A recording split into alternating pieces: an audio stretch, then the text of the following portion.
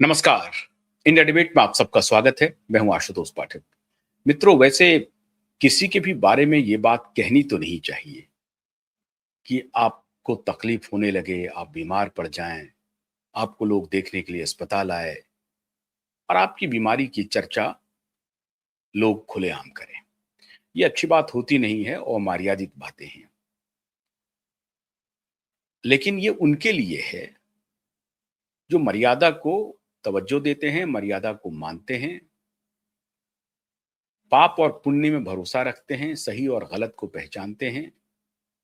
लेकिन जिनको ना सही गलत से लेना देना, ना पाप और पुण्य से लेना देना, धोखेबाजी में विश्वास रखना, पीठ में खंजर भोंकना, कहना कुछ करना कुछ, ऐसे प्रवृत्ति के लोगों के लिए ये बात उचित होती नहीं है। तो मजबूरन मुझे बोलना पड़ रहा है, लेकिन यही सत्य है। प्रकृति अपना न्याय कर रही है। यूं कहें कि प्रकृति बदला ले रही है और खूब जमकर बदला ले रही है। दिशा और सुशांत अपना न्याय ऐसा लग रहा है कि प्रत्येक दिन ले रहे हैं और उनकी आत्मा तब तक भटकती रहेगी जब तक संपूर्ण न्याय नहीं मिल जाता। किस्तों में तो वो न्याय ले रहे हैं, लेकिन धीरे धीरे वो कहते हैं ना कि धीरे धीरे अपराधी को वो जीरोइन करते जा रहे हैं। और अगर व्यवस्था न्याय नहीं दिला पा रही है, संस्थाएं न्याय नहीं दिला पा रही हैं जो न्याय के लिए बनी हुई हैं, तो प्रकृति अपना काम कर रही है, या यूं कहें कि प्रकृति से वो आत्माएं काम करवा रही हैं। प्रथम दृष्टया आपको इन बातों पर यकीन नहीं होगा। आपको लगेगा कि ये कोरी कल्पना है, ये कोरी कहानी है। मैं ऐसा मानता नहीं हूं। मैं मानता हूं कि ये कोई कोरी कहानी नहीं है, कोई कल्पना नहीं है। साक्ष्य आपके सामने हैं, दृष्टांत आपके सामने मौजूद हैं, इसलिए इसे आप कोरी कल्पना या कहानी नहीं मान सकते हैं। आखिर क्या हुआ उद्धव ठाकरे का? 2.5 साल में सत्ता चली गई। जिस एक कुर्सी के लिए सालों पुराने अलायंस, सालों पुराने दोस्त को उन्होंने चुरा घोंप दिया। 30 साल, 26 साल, 27 साल पुरानी दोस्ती को तिलांजलि दे दी एक कुर्सी के लिए। और वो कुर्सी भी अपना पूरा टर्म पूरा नहीं कर पाई। वो कुर्सी भी 5 साल नहीं चली, 2 ढाई साल में ही वो कुर्सी चली गई। तो 2.5 साल में कुर्सी चली गई, पहला दृष्टांत। दूसरा दृष्टांत कि जब फिर दोबारा मौका आया कि कहीं से भी कुर्सी संभल जाएगी, कुर्सी मिल जाएगी, सारे तिकड़म किए। जो व्यक्ति मातोश्री से निकलता नहीं था, जिस किसी को भी मुलाकात करनी होती थी, उनको मातोश्री जाना पड़ता था। ये इकबाल था ठाकरे परिवार का। यूं कहें कि अभी के जो वर्तमान ठाकरे हैं, उनके पिताजी का, बाला साहब ठाकरे का, इसमें कोई शक नहीं है। बाला साहब ठाकरे की तूती बोलती थी। और ये भी सच सच है कि आप सामान्य से सामान्य कार्यकर्ता से जब आप पूछेंगे बाला साहब ठाकरे और उद्धव ठाकरे के बीच में एक सबसे महत्वपूर्ण अंतर, तो बताएंगे बाला साहब ठाकरे सिंहासन पर बैठते जरूर थे, लेकिन उनका दरबार, मतलब उनका घर, उनके घर का गेट हर एक कार्यकर्ता के लिए खुला था। छोटा हो, बड़ा हो, पन्ना प्रमुख हो, ब्लॉक प्रमुख हो, जिला अध्यक्ष हो, नगर परिषद के अध्यक्ष हो, एमएलए हो, एमपी हो, पार्टी के अध्यक्ष हो, उपाध्यक्ष हो, जनरल सेक्रेटरी हो, सबके लिए बाला साहब का दरबार खुला था। और बाला साहब की पहुंच सबके लिए थी। सबके सब कार्यकर्ता और नेता सब बाला साहब में इसीलिए भरोसा करते थे क्योंकि बाला साहब ठाकरे सबके लिए सर्व सुलभ, हमेशा तैयार रहते थे, दुख में सुख में। हम हरे हमेशा, इसको कहते हैं पार्टी का नेतृत्व। आप मुंबई चले जाइए, मुंबई में किसी भी व्यक्ति से पूछिए जो पुराना शिव सैनिक हो, वो पहली लाइन यही कहेगा कि बाला साहब ठाकरे तो सबके लिए खुले थे, लेकिन उद्धव ठाकरे मिलते ही नहीं है किसी से। जस्ट अपोजिट, 360 है, मैंने एकदम उल्टी बात। तो ये जो परिणाम है, आज जो परिणाम भुगत रहे हैं, ये उसी का नतीजा है। तो कहां तो बाला साहब से मिलने के लिए आज भी भीड़ लगी रहती है। लेकिन आज मुलाकात नहीं हो पाती है। जिन जरूरतमंदों की मुलाकात नहीं होती है, इनके लिए जो जरूरत है उनकी मुलाकात हो जाती है। बाकी जो जरूरतमंद लोग हैं, कार्यकर्ता, नेता, जिनको कि इनसे कुछ मदद चाहिए, तो मुलाकात नहीं होती। इनको अगर किसी से मदद चाहिए तो फौरन मुलाकात हो जाती। इतने स्वार्थी किस्म के उद्धव ठाकरे बन गए हैं। और इनके स्वार्थ का तो परिचायक उसी समय हो गया जब एक बड़ी पार्टी जो 100 से ज्यादा सीट लाई हुई है, उसको कहा जा रहा है कि तुम्हारा मुख्यमंत्री नहीं होगा, हम 50 सीट से भी थोड़ी सी अधिक लाए हैं, 56-57 सीट, लेकिन हम मुख्यमंत्री बनेंगे। और फिर ये कहा कि नहीं, ये प्री अलायंस हम लोगों की बात तय हुई थी। अमित शाह को दोषी ठहराने लगे, कहने लगे कि अमित शाह से हमारी बात हुई थी। फडणवीस भी इस बात को जानते हैं। अजीब तरह का बयान। चूंकि इनको खंजर घोंपना था, उन्होंने खंजर घोंपा भी दगा का, धोखे का। तो इसलिए इन्होंने नैरेटिव बनाया कि हमारी प्री अलायंस बात हो गई थी कि चाहे हमारी सीटें कम आए या अधिक आए, हम मुख्यमंत्री के उम्मीदवार होंगे।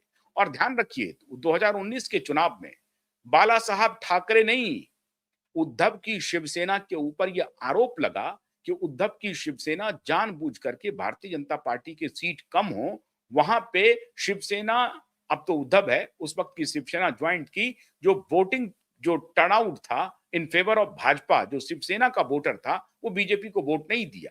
और अंदर खाने ये करंट चलाया गया कि बीजेपी के उम्मीदवार को बहुत ज्यादा नहीं जिताना है, अगर वो मेजोरिटी में आ जाएंगे या उनकी जीत बहुत पक्की हो जाएगी तो फिर हमारी पूछेगा कौन। ये हराने का तिकड़म भी ये करते रहे, दोनों बाप बेटा और पत्नी भी।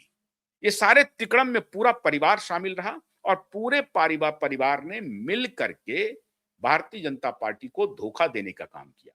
बावजूद इसके भारतीय जनता पार्टी को 100 से अधिक सीटें आई और उसके बाद फिर इन्होंने कहा कि नहीं, हमारी तो प्री अलायंस तय हुई थी कि हम मुख्यमंत्री बनेंगे। पहला धोखा दिया। खैर, 2.5 साल चल गई सरकार। उसके बाद ये महाअघाड़ी में चले गए। महाविकास अघाड़ी ने इनके साथ वही काम किया जो इन्होंने बीजेपी के साथ किया था। महाविकास अघाड़ी ने इनको नेस्त नाबूद कर दिया। और ये बात मैं कई बार बता चुका हूं कि शरद पवार ने कैसे आखिरी समय में इनको खंजर में नहीं, सीने में, पीठ में नहीं, सीने में खंजर उतार दिया। शरद पवार ने उतार दिया। जो उद्धव ठाकरे घर से नहीं निकलते थे, मातोश्री से नहीं निकलते थे किसी से मिलने के लिए, आपको याद होगा, भारतीय जनता पार्टी के राष्ट्रीय अध्यक्ष थे अमित शाह। अमित शाह मिलना चाहते थे उद्धव ठाकरे से और अमित शाह को कहा कि अगर मिलना है तो आप हमारे मातोश्री आइए, घर आइए। अमित शाह गए मिलने के लिए, इंतजार करवाया और फडणवीस को कमरे के बाहर बिठाया। देवेंद्र फडणवीस उद्धव ठाकरे की मुलाकात में शामिल नहीं थे। उद्धव ठाकरे से जो अमित शाह की मुलाकात हुई, उसमें देवेंद्र फडणवीस कमरे के बाहर इंतजार करते रहे। ये अपमानित करने वाला ये व्यक्ति है, ये है उद्धव ठाकरे। तो प्रकृति सबका हिसाब एक ही साथ कर रही है मित्रों, एक ही साथ। अब सत्ता तो गई, 2.5 साल में ही चली गई थी सत्ता। उसके बाद दोबारा इनको आशा थी कि शायद वो लौट आएंगे, खत्म हो गया। और जो बात मैंने कही आपको कि शरद पवार ने सीने में सामने से खंजर भोंका, जब ये बाहर निकल करके अरविंद केजरीवाल से मिलने के लिए दिल्ली आए थे, सोनिया गांधी और राहुल गांधी से मिलने के लिए पहुंचे कि किसी प्रकार से ये सब मिलकर के मुझे मुख्यमंत्री का उम्मीदवार बनवा दें, तो शरद पवार ने अपने अपने एक सिपहसालार जयंत पाटिल के बारे में ऐसे ही किसी मंच से बोल दिया कि जयंत पाटिल की दूरदर्शिता बहुत अच्छी है महाराष्ट्र को लेकर के और महाराष्ट्र को बहुत बढ़िया नेतृत्व दे सकते हैं। ये नहीं कहा कि मुख्यमंत्री को उम्मीदवार हो सकते हैं, उन्होंने कहा कि जयंत पाटिल भारत महाराष्ट्र को एक नई दिशा दे सकते हैं। मतलब मोटे तौर पर कह दिया कि उद्धव ठाकरे मुख्यमंत्री का जो सपना सजोए हुए हो कि प्री इलेक्शन हम लोग महाविकास अघाड़ी तुम्हें मुख्यमंत्री के उम्मीदवार के रूप में घोषित कर देगा, ये सपना मत सजाओ। और सपने को चूर चूर कर दिया शरद पवार ने। उसके बाद भी ये शरद पवार के साथ रहना इनकी मजबूरी थी। बहुत सारे दांव चले। जब पार्टी टूट गई थी तो एकनाथ शिंदे को सबक सिखाने के लिए इन्होंने 7 घोड़े खोल दिए मित्रों कि भारतीय जनता पार्टी से किसी भी तरीके से अलायंस हो जाए, एक सम्मानजनक अलायंस हो जाए। लेकिन एकनाथ शिंदे ने कहा कि भाई आप इनके साथ क्या सम्मानजनक अलायंस करना चाहते हैं, मैं हूं आपके पास, क्या जरूरत है उसकी। असली शिवसेना का सिंबल अभी भी इनके पास है, एकनाथ शिंदे के पास है। अब तो यूबीटी हो गए, उद्धव बाला साहब ठाकरे हो गए। कौन पूछ रहा है इनको? नहीं पूछा। लोकसभा में वही हालत, विधानसभा में वही हालत और म्युनिसिपल कॉर्पोरेशन में वही हालत। आपदा पर आपदा पड़ते जा रहा है। अब एक नई आपदा करी है। मैं चाहता नहीं था इसकी चर्चा करना, अच्छी बात नहीं है, फिर भी कर रहा हूं। एक दिन पहले उद्धव ठाकरे के छोटे सुपुत्र तेजस ठाकरे अनकंफर्टेबल हो गए। अब बीमारी क्या है मुझे नहीं मालूम। आनन फानन में वो हॉस्पिटल भागे, हॉस्पिटलाइज्ड हुए। माता पिता दोनों भागे, हॉस्पिटल पहुंचे। रिलायंस हॉस्पिटल में वो एडमिट है और वहां पे सही खबर नहीं आ रही है बाहर। आखिर तेजस ठाकरे को हुआ क्या है? कोई कहता है बुखार हो गया है, कोई कुछ कहता है। अलग अलग आप मीडिया रिपोर्ट्स पढ़ेंगे तो कहेंगे कि नहीं, एक दो दिन में वो ठीक होकर आ जाएंगे। हम भी, हमारी भी शुभकामना है कि वो स्वस्थ होकर के आ जाए। हम इस तरह के सैडिस्टिक प्लेजर लेने वाले नहीं हैं कि नहीं नहीं बीमार हो गया है। मैं तो सिर्फ उनको कार्मिक अकाउंट बता रहा हूं उद्धव ठाकरे का, और आप इस बात से सहमत होंगे। हम ये कभी नहीं चाहेंगे कि तेजस ठाकरे बीमार पड़ जाए, बिल्कुल नहीं। तेजस ठाकरे लेकिन बीमार पड़े, सच्चाई कोई नहीं बता रहा है। मीडिया में यह बात आ नहीं रही है खुल करके कि आखिर तेजस ठाकरे को हुआ क्या है। कोई कह रहा फीवर हो गया है। सच बात यह है कि तेजस ठाकरे को बिल्कुल स्वस्थ थे वो, लेकिन घबराहट हुई है तेजस ठाकरे को। उनका स्वास्थ्य कंडीशन बहुत डिटोरिएट कर गया और आनन फानन में उनको हॉस्पिटलाइज्ड होना पड़ा। क्या तेजस को हार्ट से रिलेटेड कोई बात हुई है या ब्रेन से रिलेटेड कोई बात हुई है? शरीर के किस अंग में क्या खराबी हुई है ये किसी को मालूम नहीं है।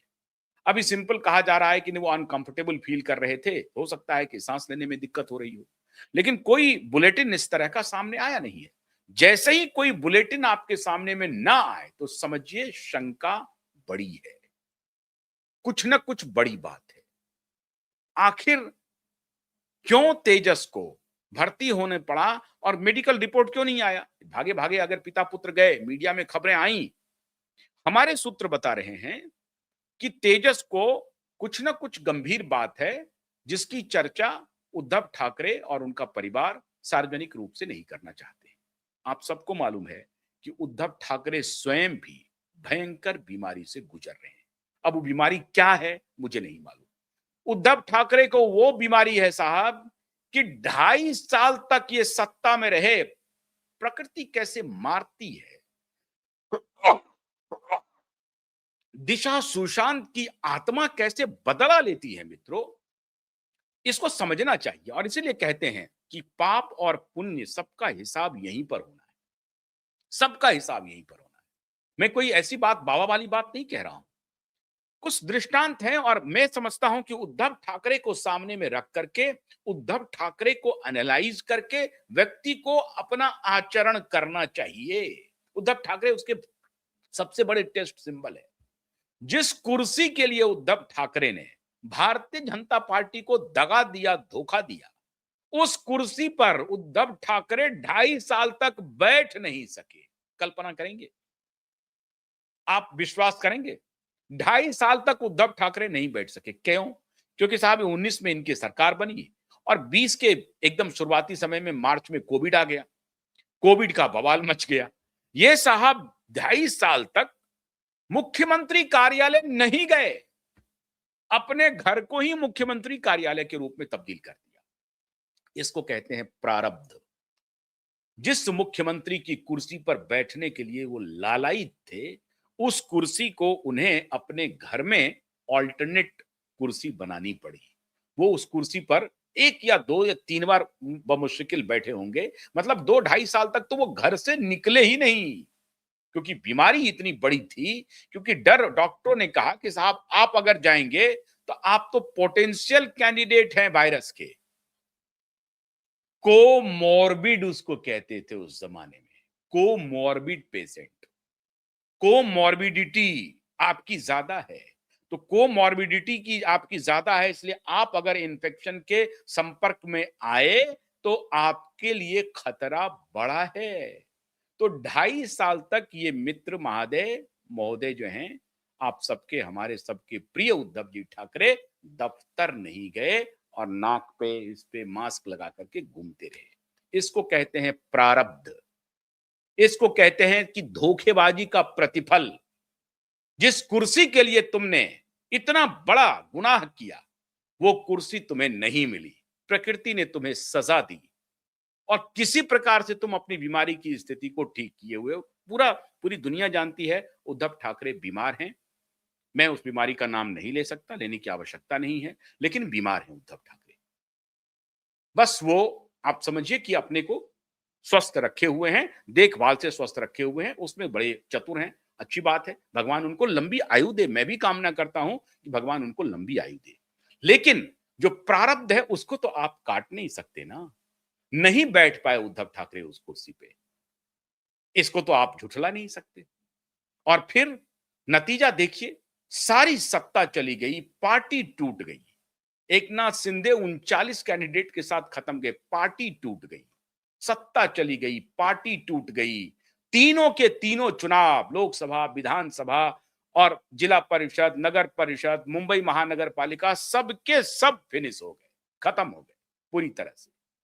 और अब छोटा बेटा हॉस्पिटलाइज्ड हो गया और अब छोटे बेटे के बारे में ये सही बात दुनिया को बता नहीं रहे।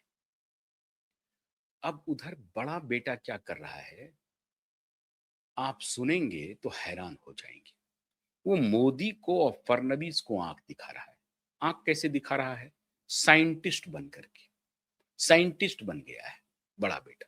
अभी छोटे बेटे के बारे में थोड़ी सी चर्चा कर लेते हैं। जो तेजस ठाकरे हैं, वो पब्लिक डोमेन में बहुत कम दिखाई पड़ते हैं। हाँ, कभी कभी आप उनकी तस्वीर को अनंत अंबानी की शादी में, जो उनका छोटा बेटा है अंबानी जी की, उनकी शादी में नाच करते हुए देख लेंगे। और ये दोनों का रिश्ता बड़ा अच्छा है, क्योंकि वो भी वाइल्ड लाइफ से बड़ा प्रेमी है। अनंत अंबानी भी वाइल्ड लाइफ प्रेमी है और ये श्रीमान भी, तेजस भी जो हैं, ये भी वाइल्ड लाइफ प्रेमी है।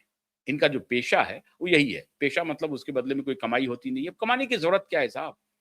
पैसा ही पैसा है। बाला साहब ठाकरे के पोते हैं, उद्धव ठाकरे के बेटे हैं, बाप मुख्यमंत्री रहा है, सैकड़ों तो बिजनेस है, हजारों तो पैसे आ रहे हैं, इधर जा रहे हैं उधर जा रहे हैं। तो कमाने खाने का साहब, इनके यहाँ तो नौकरी करने वालों की ढेर लगी हुई है। तो बेटा क्यों कहीं कहीं पर नौकरी लगेगा या कोई बिजनेस करेगा? बस शौक पाल रहा है वाइल्ड लाइफ का, फोटोग्राफी का। वाइल्ड लाइफ में कौन जानवर कहाँ घूम रहा है, इंसानों में नहीं, जानवरों का शौक हो गया है। बहुत अच्छी बात है, कोई बात नहीं। वाइल्ड लाइफ का आपको शौक है तो हम कौन होते हैं ये कहने वाले कि आप ये शौक मत पालिए।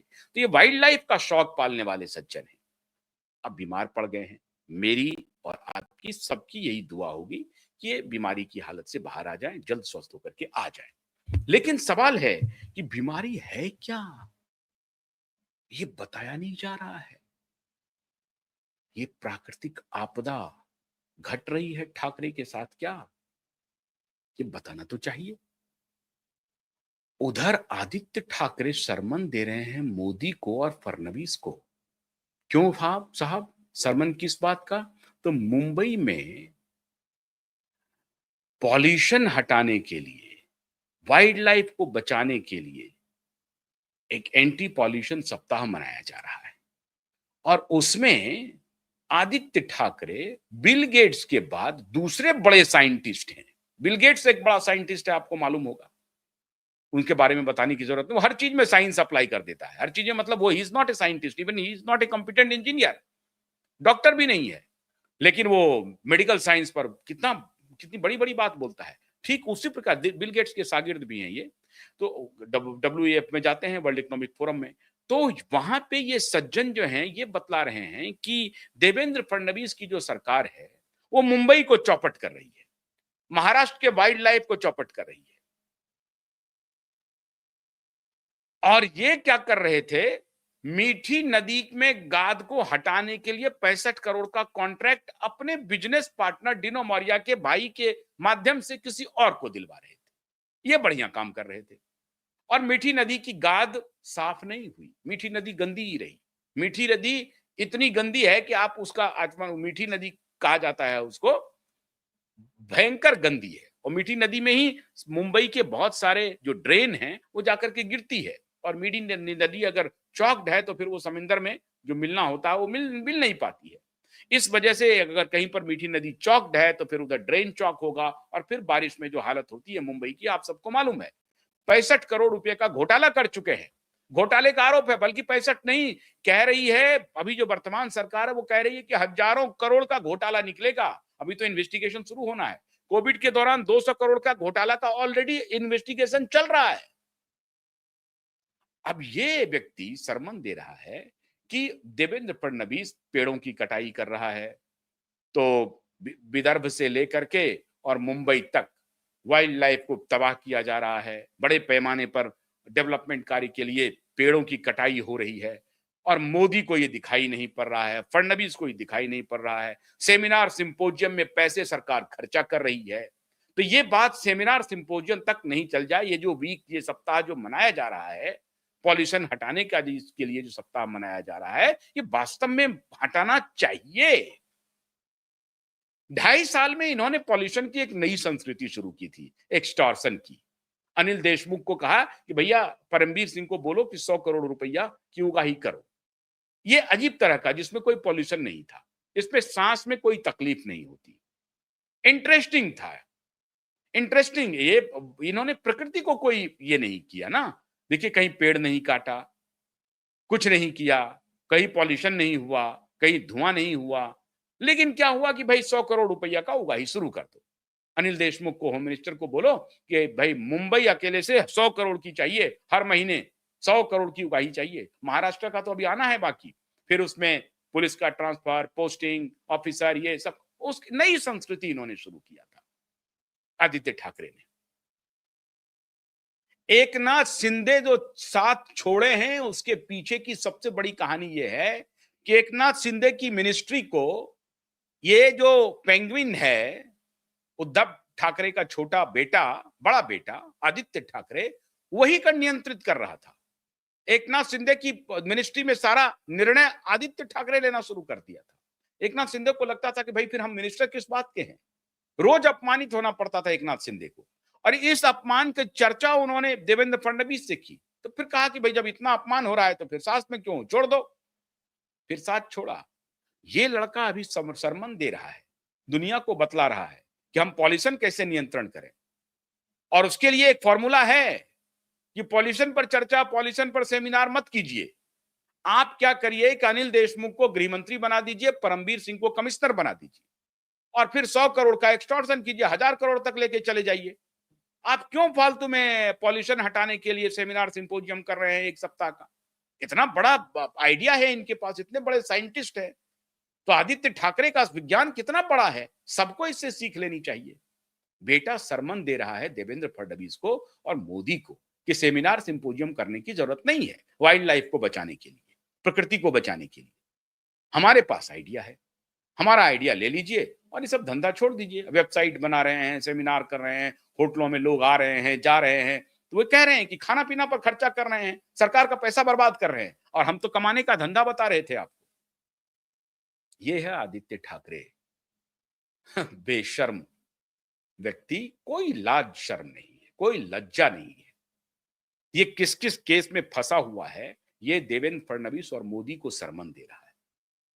उधर परिवार पर प्राकृतिक आपदा आन पड़ी है, अभी मेडिकल रिपोर्ट आई नहीं है।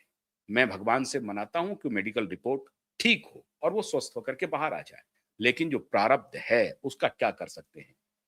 कुर्सी जो नहीं मिलनी थी तो नहीं मिली, सत्ता जो जानी थी तो गई, पार्टी जो टूटनी थी वो टूटी। अब परिवार में ये इस तरह की घटनाएं जो हो रही हैं, अब भी तो रास्ते पर आओ, अभी तो जेल जाना अभी बाकी है।